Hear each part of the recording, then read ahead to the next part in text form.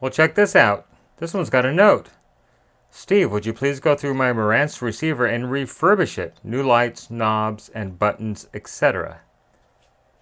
This is a beautiful Marantz 2230. Now just look at this thing.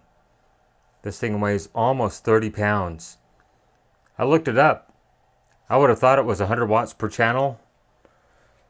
Maybe a little bit less.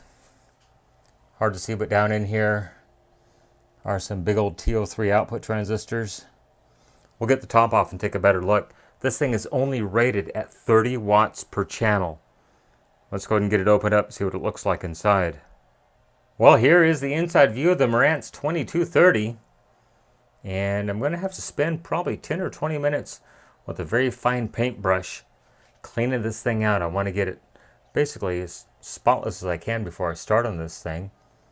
Oh, look at that. Unmolested Marantz output transistors. C897 times 2 on that side. Let's take a look on the other side and see if it's been molested. Remember the last one I said has not been molested. Ended up blowing out the output transistors. I had to molest it, unfortunately. Look at that. Virgin Marantz output transistors. Hard to believe. C897. But yeah, this thing is going to need somewhat of a deep cleaning. Beautiful unit. Oh, they just don't make them like this. The Marantzes of today are not even close. Compare that one to this one right here. Have not been able to find a problem on this thing. This is the Marantz SR7005. Been running it for several days back here. Got a couple little speakers connected to it, along with all the other units that I'm waiting to look at.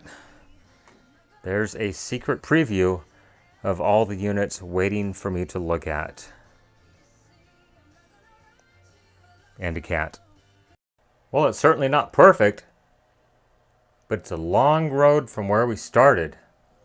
This thing looks really good right now. Just some attention to detail with a very fine paintbrush and a blower. Looks much, much better.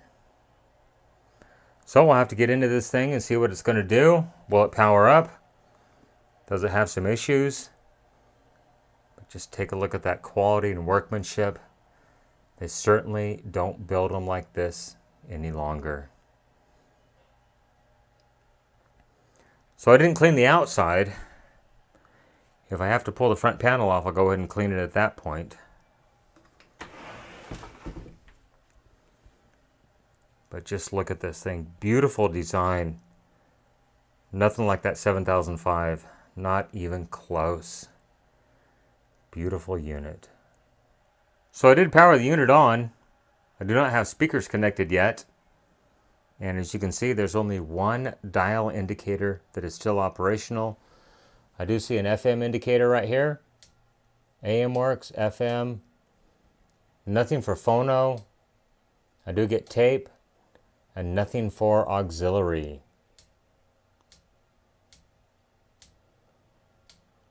So it looks like they've used phono and auxiliary most of its life. So, yeah.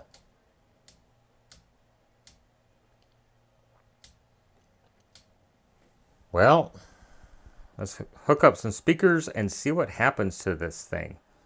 So I thought I'd go ahead and pop the bottom off of this thing and just take a look around before I actually connected speakers and test it. Just take a look at this point-to-point wiring. A lot of wire wrap going on in here. Very nice construction.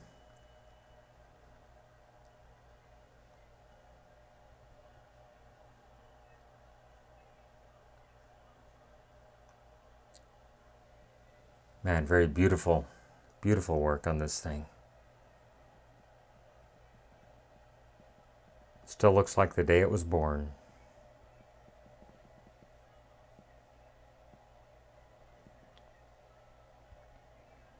They even added a piece of fish paper right here to keep that board from shorting out, even though there is plenty of a gap. But what a beautiful job they did on this thing. Okay, now we'll connect speakers and see if it makes sounds. Well, I've got to say, this thing is in pretty doggone good shape. So I do have an FM antenna connected to it right now. There's a talk station on FM. Picks it up just fine. A little farther down the road. A little music going on there. There's a weak station coming in just with a wire antenna.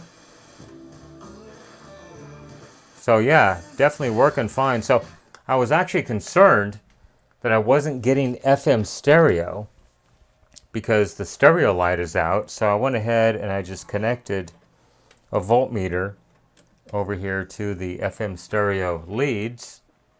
And so I'll turn the volume up just slightly.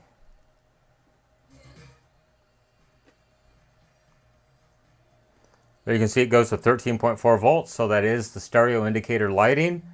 Even if I go on the low impedance, I get 13.3. Tune it off station to get 1.1 volts. So it is actually receiving FM stereo. Now, truth be told, I did do a quick FM RF alignment on these three. I didn't have to mess with the oscillator. It was just fine. Seems to be tuning the stations where it says it should be tuning them on the indicator right here. But I did have to go ahead and do a quick alignment of the RF stage to get FM stereo, but it is working perfectly. So I think this customer is just going to need an LED upgrade, and that's it. So hopefully there'll be a part 2 of replacing the LED lights on this unit. Just a quick look at the beautiful Marantz 2230, only 30 watts per channel. Who would have thunk it? This thing, by today's standards, this size power transformer right here would be easily 80 to 100 watts per channel. They just don't make them like this anymore. Anyhow, thank you so much for watching. I really do appreciate it. Have a great day. Bye-bye.